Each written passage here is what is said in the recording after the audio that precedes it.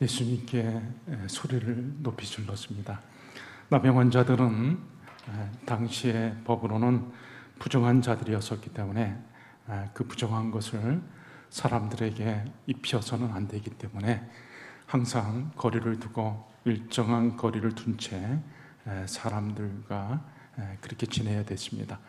예수님 앞에 나오지 못하고 멀리 서서 예수님 앞에 간청을 합니다. 우리를 불쌍히 여겨달라고, 자신들의 나병을 고쳐달라고 예수님 앞에 간절히 호소를 한 것이죠. 예수님께서 그들에게 가서 대제사장에게 당신들의 몸을 보여라 라고 말씀을 하셨습니다. 10명의 나은 자들이 예수님의 말씀을 듣고 대제사장에게 찾아가는 도중에 길 가운데서 그들 10명 모두가 다 깨끗이 취염을 받았습니다.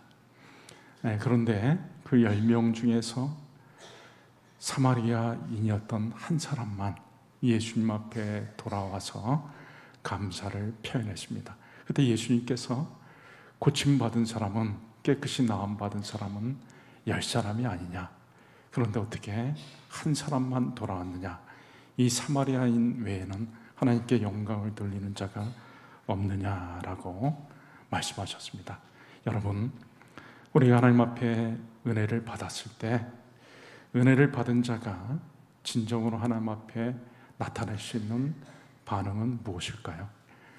진정으로 자신이 하나님 앞에 은혜를 받았다고 생각할 때 제일 먼저 나타나는 반응은 마음에서 우러나오는 감사인 것입니다. 감사가 있냐 없냐, 그것은 진정으로 은혜를 받았냐 받지 못했냐, 내가 은혜를 받은 것을 인식하느냐 인식하지 못하느냐를 나타내는 척도가 되는 것이죠. 또 하나님 앞에 진정으로 자신이 은혜를 받았다고 하는 사람은 늘 감격 가운데 하루하루를 살아갑니다.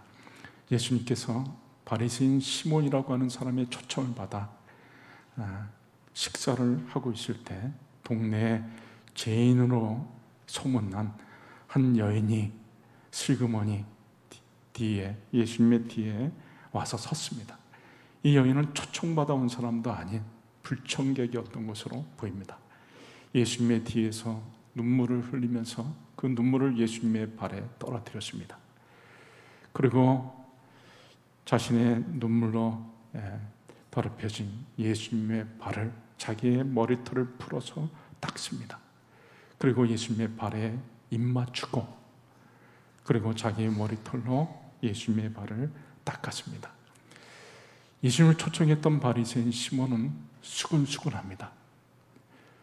이 예수가 참으로 하나님의 선지자였다면 이 부정한 여인과 접촉하지 않았을 텐데, 아마 이런 생각을 가진 것 같았습니다. 그때 예수님께서 시몬을 불러서 얘기하죠. 시몬아, 내가 너에게 할 말이 있다. 내가 이 집에 들어올 때 너는 발 씻을 물도 주지 않았다. 그렇지만 이 여인은 내가 들어와서 내 뒤에 서가지고 계속해서 눈물을 흘리고 자기의 향유를 내 발에 붓고, 그리고 내 발에 입 맞추고 그렇게 했다. 사함을 받은 것이 많은 사람은 많이 사랑한다. 이 여인은 받은 은혜가 크기 때문에 그렇게 나에게 많은 사랑을 표현한 것이다 라고 말씀하셨습니다. 은혜를 많이 받았다고 인식하는 사람은 늘 감사 가운데 하루하루를 살아가는 것이죠. 그리고 또 더 나아가 자신이 가진 소유조차도 기쁨으로 우리 주님 앞에 드리게 됩니다. 예수님께서 십자가에 달리시기 6일 전에 예수님께서 베다니 마을에 방문하셨을 때 그곳에서 또 식사 잔치가 벌어지고 있었습니다. 그때 죽은 나사로를 예수님께서 살리신 적이 있었죠. 나사로의 동생이었던 마리아가 자신이 그토록 소중하게 여겼던 아주 값비싼 향유 옥합을 깨뜨려서 예수님의 발에 쏟아부었습니다. 그 자리에 있었던 많은 사람들, 심지어 예수님의 제자들까지 마리아를 비난했습니다. 이 비싼 향유를 어떻게 깨트려가지고 이렇게 허비할 수가 있는가? 300데나리온이나 되는 이 비싼 향유를 깨트려가지고 이렇게 낭비하느냐? 이 가난한 사람들을 위해서 구제해도 엄청나게 많은 사람들을 도울 수가 있었을 텐데 이렇게 허비하느냐라고 말을 했죠. 그때 예수님께서 놔둬라. 이 여인은 나의 장례를 준비한 것이다. 마리아는 평상시 예수님의 말씀을 잘 듣고 있다가 예수님이 십자가를 지실 때가 됐다는 것을 알고 예수님의 장례를 위해서 미리 자신의 그 아껴두었던 향유옥합, 값비싼 향유옥합을 우리 주님 앞에 기쁨으로 내어드린 것입니다. 우리가 우리 주님께 받은 은혜가 많을수록 우리는 귀한 것들을 주님 앞에 아끼지 않고 드리게 됩니다. 예수님께서 하루는 갈릴리 바다 건너편에 있는 이방 땅이었던 거라사 지방에 가신 적이 있었습니다. 그때 한 사람이 예수님 앞에 나오면서 막 소리를 질러댑니다. 더러운 귀신, 그것도 군대의 귀신, 많은 귀신이 들렸던 사람인데 이 사람은 거의 사람이라고 할 수 없을 정도로 옷도 입지 않고 벌거벗고 다니면서 무덤 사이를 뛰어다니면서 소리를 지르고 괴성을 지르면서 사람들이 그를 잡아다가 쇠고랑을 채워놔도 귀신이 역사하는 가운데서 쇠고랑을 깨뜨리고 돌로 자기 몸을 막 상하게 하면서 그렇게 지내고 있었습니다. 집에서 나와가지고 무덤 사이에서 그렇게 하루하루를 지내면서 이건 사람이라고 할 수도 없고 거의 짐승에 가까운, 야수에 가까운 그런 삶을 살고 있었습니다.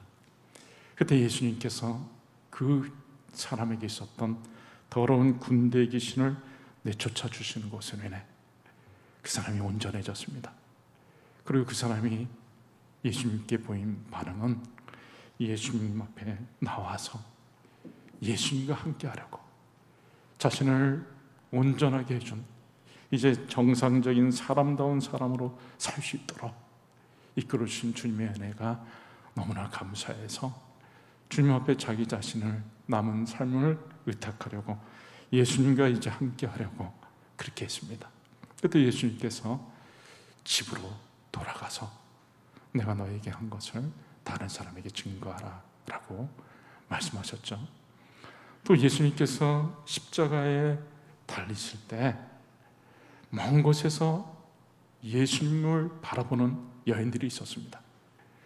그 중에는 막달라 마리라고 하는 여인이 있었는데 그 여인은 막달라라고 하는 곳, 갈릴리 바다 주변에 막달라라고 하는 그 지역에 살고 있었던 여인으로 보여집니다. 갈릴리에서부터 예수님을 쫓아와서 계속 예수님을 수종들면서 함께 있었던 여인입니다. 그리고 예수님이 무덤에 묻히셨을 때 예수님의 장례를 또 준비하려고 애썼던 여인이고 부활하신 예수님을 제일 처음으로 목격한 여인이기도 하죠.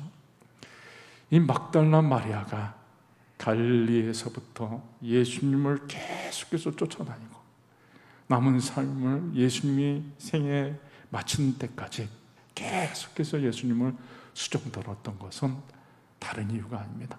성경에 보면 막달라 마리아가 과거에 7 귀신이 들렸다가 예수님을 만나가지고 고침을 받았죠.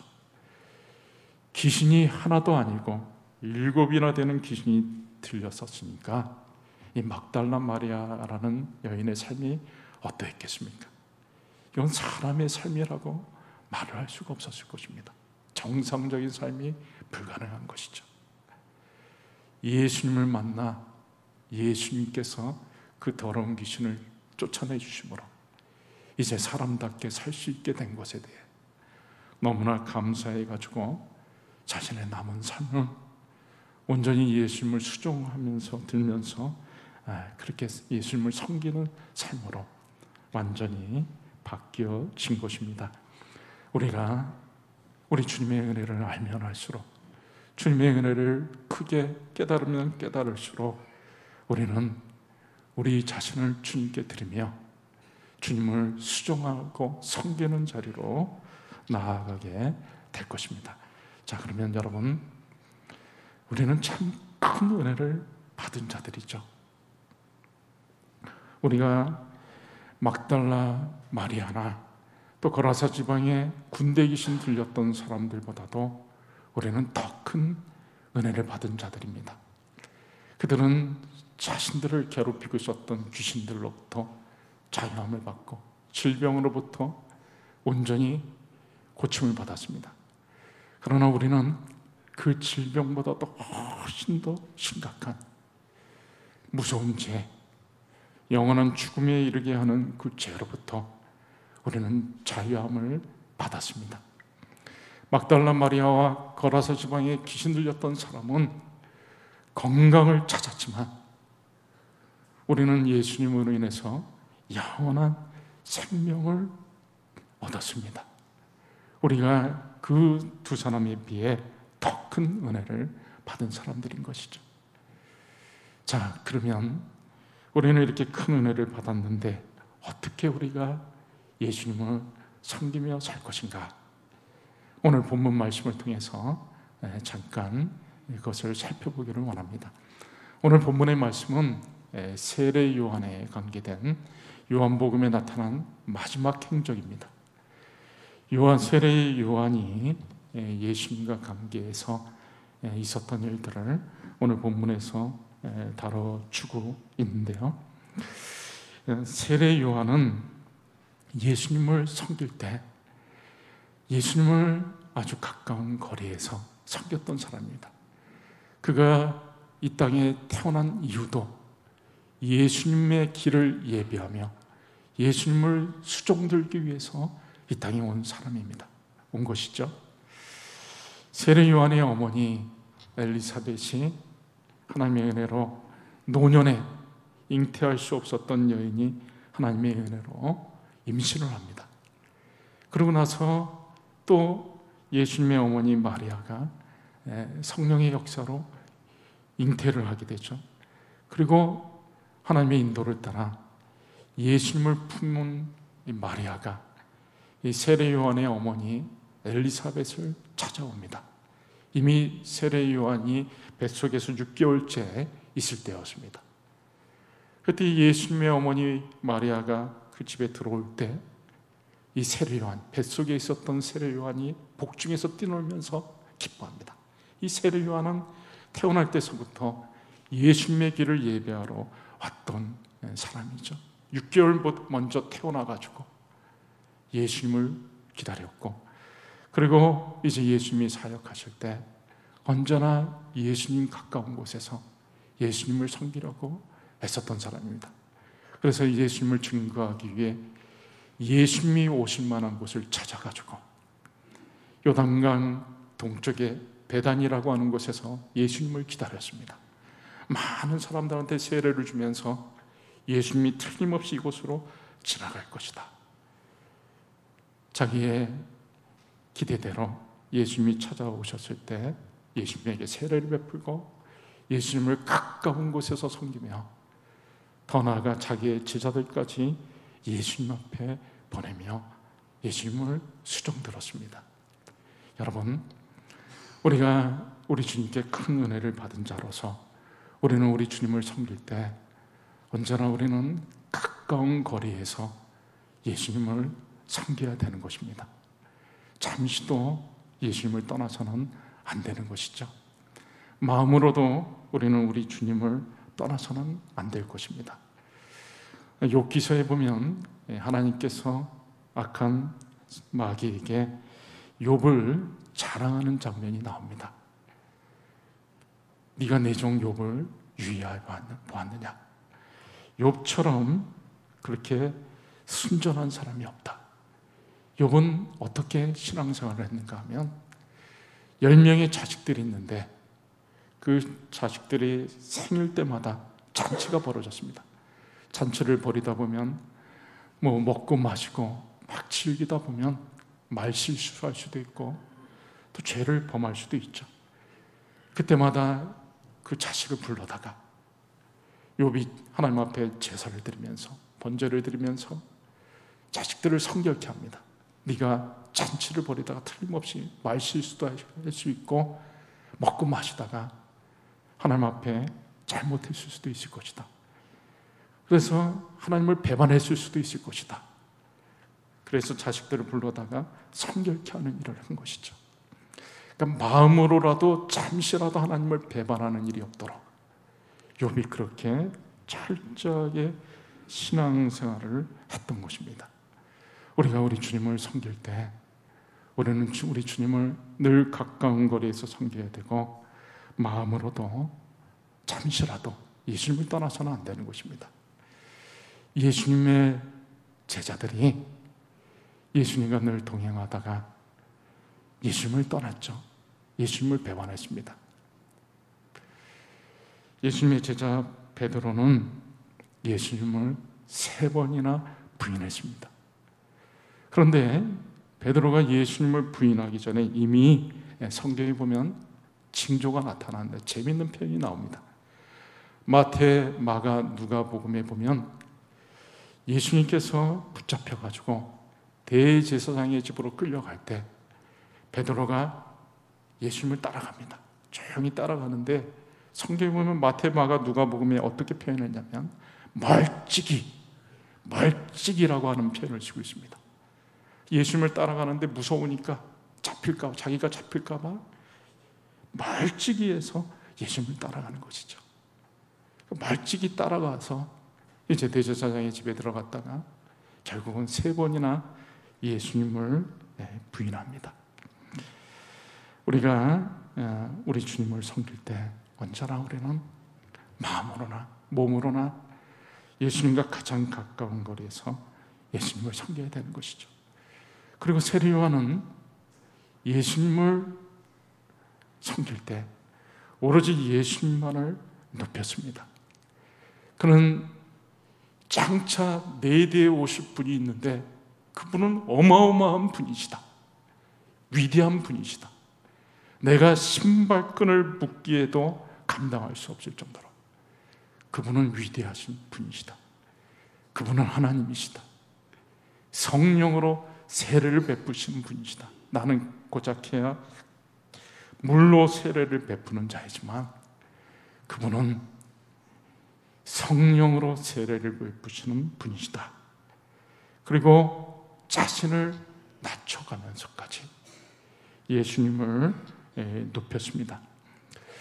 세례 요한은 사람들이 세례 요한에게 주목하면서 당신이 그리스도냐? 나는 그리스도가 아니다. 당신이 그러면 엘리야냐? 나는 엘리야도 아니다. 당신 선지자냐?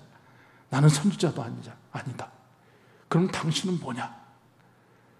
혹시라도 자기의 존재가 예수님을 드러내고 부각시키는데 짐이 될까 봐 자기 존재를 없앱니다. 나는 아무것도 아니다. 나는 그저 소리다. 광야에서 외치는 소리고 그저 사명만 감당하는 자일 뿐이고 나는 아무것도 아니다. 그는 예수님을 높이기 위해서 자기 자신을 철저히 낮췄습니다. 우리가 예수님을 섬길 때 예수님이 높아질 수만 있다면 우리 자신은 얼마든지 낮출 수 있어야 되는 것입니다. 오늘 본문 말씀에도 세례 요한의 제자들이 세례 요한에게 찾아와서 얘기를 합니다. 선생님, 전에 선생님에게 세례를 받던 사람들이 이제는 그 요단강 저편에 있었더니 선생님께서 증거하시던 그분, 바로 예수님, 그분에게 다 찾아가고 있습니다.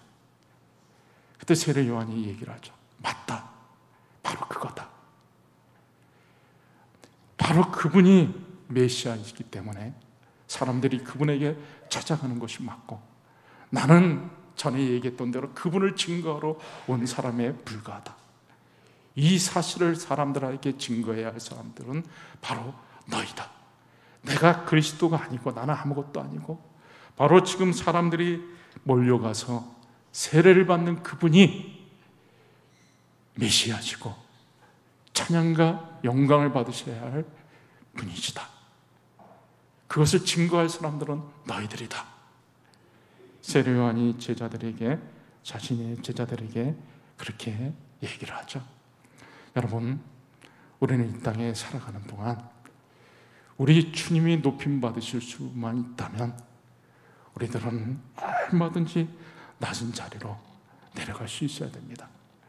바울 사도도 그랬죠. 살든지 죽든지 내 몸에서 그리스도가 존귀 여김 받기를 원하노라. 자기는 낮아져도 죽어도 상관없습니다. 그저 예수님만 존귀 여김 받을 수 있다면 자기는 감옥에 가도 상관없고 사람들한테 욕을 먹어도 상관없고 매질을 당해도 상관이 없다는 것입니다. 살든지 죽든지 내 몸에서 그리스도가 존귀 여김 받기를 원하노라. 그리고 마지막으로 주님을 온전히 섬긴다고 하는 것은 우리 주님이 높임 받으시는 것을 최고의 기쁨으로 생각하며 사는 것입니다. 세례 요한은 사람들이 예수님 앞에 몰려갈 때 어떻게 보면 세례 요한은 인간적인 입장에서 보면 씁쓸하고 슬플 수가 있었을 것입니다. 생각해 보십시오. 사람들이 나를 따르고 나를 존경하고 사람들의 관심이 나에게 있다가 점점 사람들이 떠나갑니다. 나를 알아주지도 않습니다. 인정해 주지도 않습니다. 관심도 멀어집니다. 기억조차 하지 않습니다. 오직 예수님께로 모든 초점이 가고 있죠. 세례 요한의 입장에서는 예수님만을 높이다가 자기 자신은 점점 사그라들고 있습니다. 어떻게 보면 인간적으로 생각하면 세례 요한은 예수님 때문에 망한 사람이라고도 말을 할 수 있을 것입니다. 아무도 이제 세례 요한에게 오지 않습니다. 그리고 그는 이제 사역의 뒤안길에서 점점 사그라들고 있습니다. 그런데 세례 요한이 어떠합니까? 오늘 본문 말씀에 보니까 여기 이런 말을 하고 있습니다. 29절 말씀에 보면 신부를 취하는 자는 신랑이나 서서 신랑의 음성을 듣는 친구가 크게 기뻐하나니 나는 이러한 기쁨으로 충만하였노라. 결혼식의 주인공은 신랑 신부입니다. 신랑이 신부를 취하죠. 그런데 그 신랑과 신부를 축하해 주러 들러리들이 있습니다. 신랑 신부 친구들이죠. 세례 요한은 얘기합니다. 예수님은 신랑이시고 나는 들러리로서 예수님이 높임 받으시는 것을 볼 때 나는 너무나 기쁘고 내 기쁨이 충만하다. 예수님이 높임 받으시는 것을 자기의 최고의 기쁨으로 생각한 거죠. 나는 기쁨이 충만하다. 우리가 이 땅에 살아가는 동안 예수님이 높임 받으실 때 그것이 나의 최고의 기쁨이 되어야 되는 것이죠. 오늘 30절에도 그는 흥하여야 하겠고 나는 새하여야 하리라. 세례 요한의 그런 마음으로 예수님을 섬겼던 것입니다.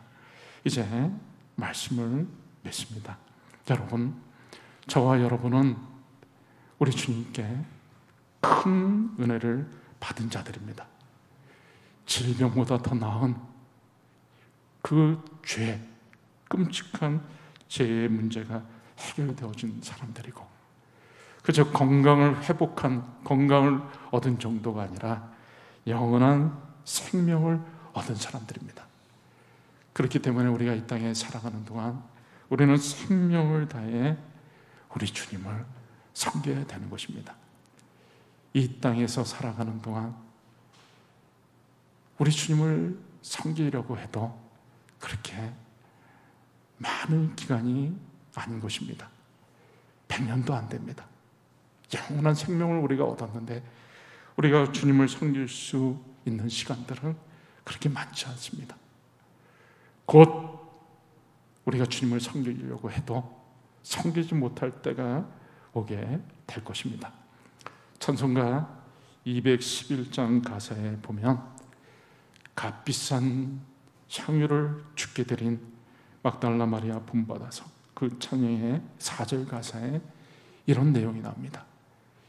인생의 황혼이 깃들어서 이 땅의 수고가 끝날 때, 인생의 황혼이 깃들어서 이 땅의 수고가 끝날 때 주님을 섬기다 평안히 가리라. 사랑의 주 내 주님께. 여러분, 우리 인생이 순식간에 끝나고 인생의 황혼이 곧 다가올 것입니다. 그때 우리가 우리 주님께 이제 나아가게 될 것입니다. 그때는 주님을 섬기고 싶어도 더 이상 섬기지 못할 것입니다. 그날이 속히 도래하기 전에 우리의 남은 생에, 남은 날들 오직 생명을 다해 주님을 섬기고 잠시라도 마음으로나 몸으로나 주님을 떠나지 말아야 될 것입니다. 사도 요한의 제자이면서 서문화 감독, 서문화 교회의 감독으로 지냈던 폴리갑은 85세 됐을 때 붙잡힙니다. 그리고 이제 그 로마 총독이 그를 위협합니다. 그리고 회유하기도 합니다. 85세가 됐기 때문에, 고령이기 때문에 어떻게 해서든지 그의 목숨을 살려주려고 지금이라도 예수를 부인하고 로마 황제에게 충성을 맹세하면 살려주겠다고 폴리갑을 회유합니다. 그때 폴리갑이 했던 말이 유명한 말이 있죠. 나는 지난 85년 동안 예수님을 섬겨왔어. 내가 섬기는 예수님은 단 한 번도 나를 배반한 적이 없어. 그런데 내가 어떻게 예수를 배반할 수가 있겠어?